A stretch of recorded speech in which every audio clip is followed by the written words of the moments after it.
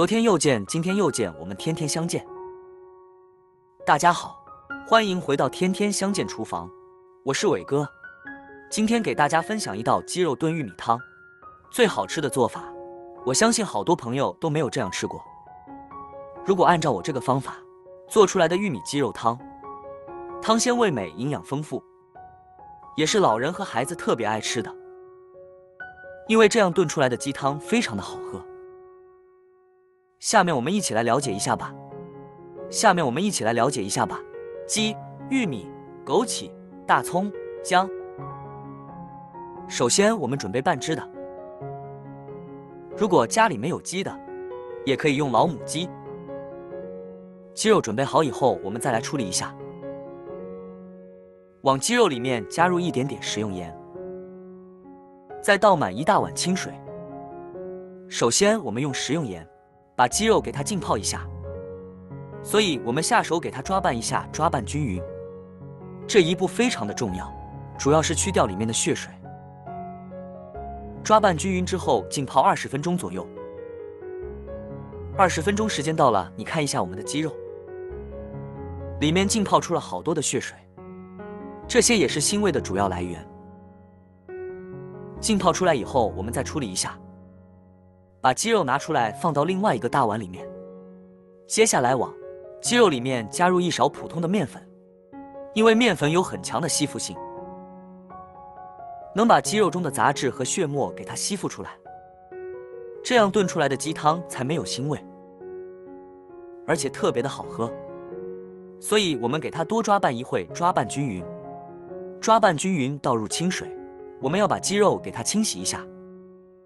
用双手将它搂着搅拌，搅拌均匀，这样清洗出来的鸡肉就非常的干净了。不过好多人清洗鸡肉的时候都是没有按照我这个方法。清洗好以后，我们控干水分，放到另外一个大碗里面，然后再倒入大量的清水，把鸡肉给它清洗一下。这样清洗出来的鸡肉是不是非常的干净？而且里面的血水都完全清洗干净了。再次清洗干净以后，我们控干水分，最好是用双手挤干，然后放到漏筐里面控一下水。放进来以后，我们用双手把鸡肉的水分给它挤干。接下来我们要准备1块生姜，切成薄片，片切好以后倒入碗中备用。准备一些大葱，也把它切成薄片。大葱我们要多准备一些。大葱切好以后和姜片放在一起。接下来准备一个新鲜的玉米，这个季节也是玉米上市的季节。我们把玉米切成长段，然后把玉米将它1分为2， 2分为4。好多人用玉米都是炖排骨，如果鸡肉里面炖玉米的话，它的营养也是非常的丰富的。把玉米切成这样的小块，把它装入碗中备用。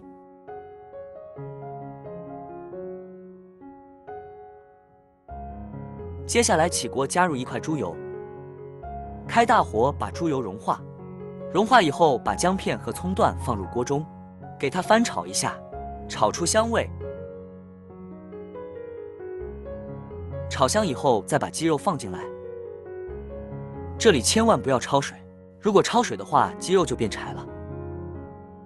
所以我们只要用姜片和大葱，给它翻炒一下，把鸡肉中的水分给它炒干。所以我们这里要多炒一会，一定要给它炒至两面金黄。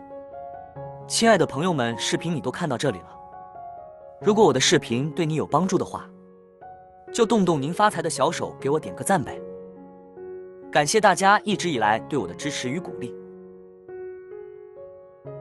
鸡肉全部炒香以后，再准备1壶开水，把开水倒进鸡肉里面。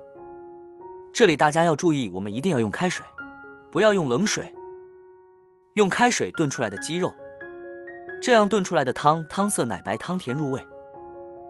所以我们用勺子将它搅拌一下，看下这个汤是不是非常的奶白，闻着都特别的香。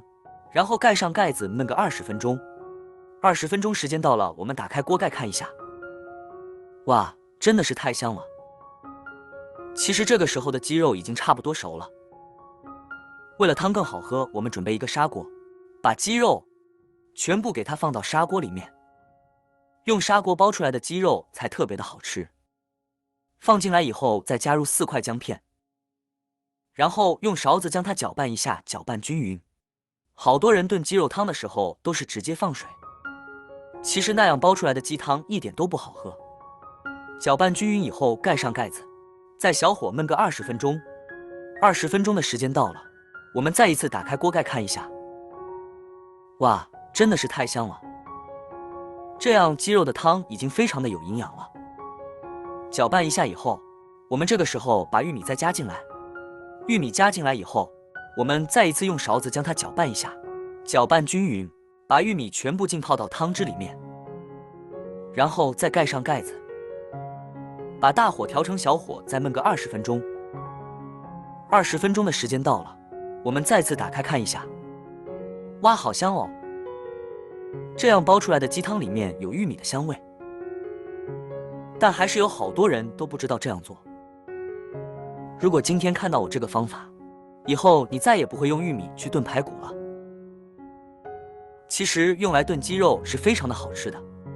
接下来调个味，1勺食用盐，再加入一点鸡精，再加入一点白糖提鲜，其他的调料我们就不要放了。